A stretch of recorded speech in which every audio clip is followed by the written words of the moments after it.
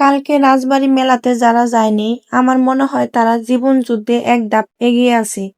এরকম পরিস্থিতি এর আগে আমি কখনোই দেখিনি। কালকে গাজীপুরের সব মানুষ মনে হয় রাজবাড়ী মেলাতে গিয়েছে। মেলাতে যাওয়ার পর এরকম একটা কাহিনী ঘটে যাবে আমাদের সাথে, এটা কখনো কল্পনাই করি নাই। আগে যদি জানতাম যে এরকম একটা পরিস্থিতিতে পড়তে হবে, তাহলে মেলাতে আমি কখনোই যাইতাম না।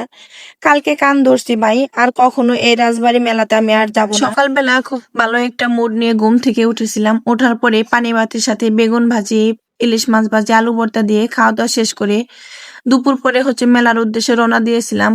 আর মেলার যাওয়ার পর দেখি লাঠি বাড়ি খেলা হচ্ছে।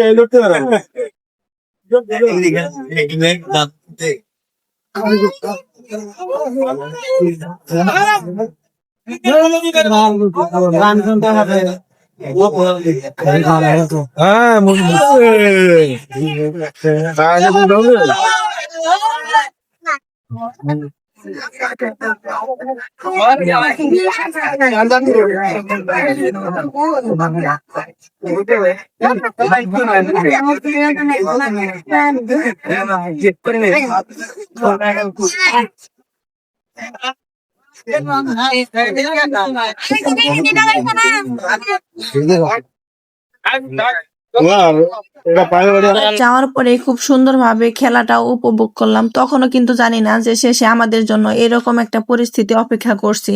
তাহলে হয়তোবা মেলা থেকে তখনই চলে আসতাম।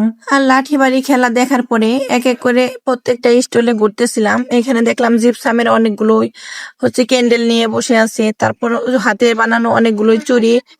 এই চুড়িগুলো হয়তোবা এক এক ড্রেসের সাথে পরলে অনেকটাই ভালো লাগবে। তারপর দেখলাম এখানে সুতি কয়েকটা থ্রি পিস, ভালোই লাগলো। এখানে আবার ছিল নকশি কাঁথা, বড়দের বড় কাঁথা, নকশি কাঁথা, অনেক রকমের কুশি কাটার, অনেক জামার কি বলে ওটা আমি সঠিক বলতেও পারবো না, গলার ডিজাইন অনেক কিছুই ছিল। তারপর ছিল মানে ব্র্যান্ডের মধ্যে এক একটা কুশি কাটার ফুল ছিল। যাদের বাসায় মেয়ে বাচ্চা আছে ছোট ছোট, তারা এখান থেকে অনেক কিছুই কিনতে পারবে। আমার যেহেতু ছেলে বাচ্চা, এই জন্য আমি তেমন কিছু কিনিনি। আর এই চুড়িগুলো আমার তেমন একটা ভালো লাগে নাই, তার জন্য আমি এই চুড়িগুলা কিনিনি। এগুলো হয়তোবা ছোট ছোট বাচ্চাদেরকে, মানে ছোট বাচ্চাদেরকে ড্রেসের সাথে পরাইলে অনেকটাই ভালো লাগে। চুড়ির দোকানটা ঘুরে দেখার পর পরের দুইটা আরেকটা দোকানে দেখলাম যে জিপসামের জিনিসগুলো নিয়ে বসে আছে। অনেক রকমের ডিজাইন দিয়ে ক্যান্ডেল বানিয়েছে। তারপর মানে ছোট ছোট পাতিলের মতো করেছে, যদিও আমি সেটার নাম ভালোভাবে বলতে পারবো না।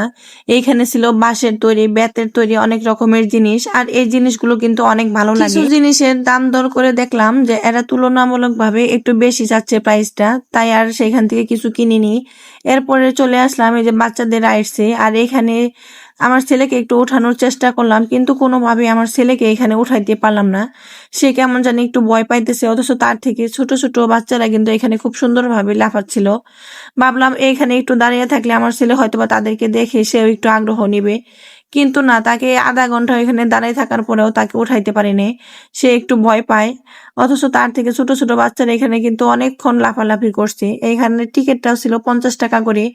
দেখেন এই যে কত ছোট একটা মেয়ে এখানে উঠাই দিছে, সেও কিন্তু এখানে সুন্দরভাবে লাফাইতেছিল। সন্ধ্যার পর যেহেতু কনসার্ট শুরু হবে, অনেক লোকের ভিড় হবে, সেটা ভেবে যখনই আমরা গেট পর্যন্ত আসছি, আর আসার পরে এত লোকের ভিড়, এক পা আগালে দেখা যায় যে মানুষের চাপে ধাক্কা ধাক্কিতে আমাদের 5 পা পিছাইতে হয়েছে। লাস্টে ওয়াল টপকে আমাদের চলে আসতে হয়েছে।